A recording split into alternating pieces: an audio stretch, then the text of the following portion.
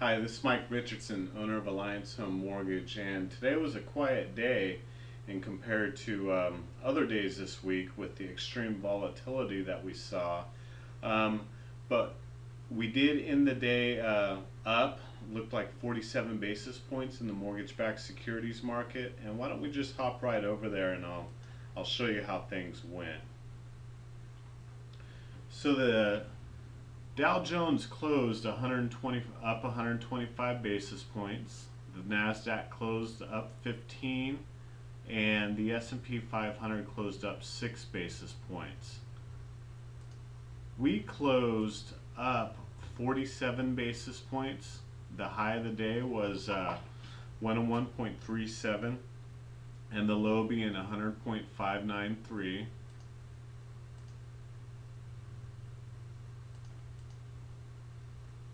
And we closed again up 47 basis points at a price of 100.97.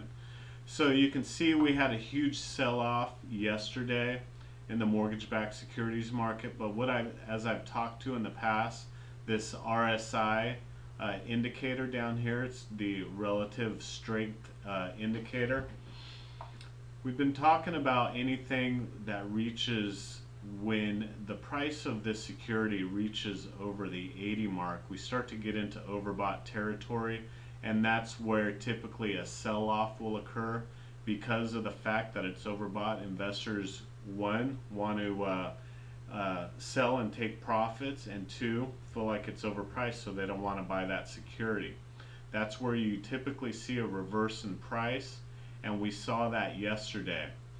The day before, we were well over that 80 mark, and then Thursday we had a large sell-off in the mortgage-backed securities market, and then today we had a little bit of volatility, but not as much price swings as we saw earlier this week. You can see what the length of these wicks. This is the price swing in today's mortgage-backed security market for this security, and here's the swings in other previous days this week. So pretty flat day all the way around. Again, we closed up 47 points, so we ended at least in the positive, and we've got a number of reports coming out tomorrow. So we'll touch base this Monday morning, let you know what we'll be looking out for, and give you our lock recommendation. As of now, I'm recommending that if we're locking within, or we're closing within a week, we need to lock and go ahead and take advantage of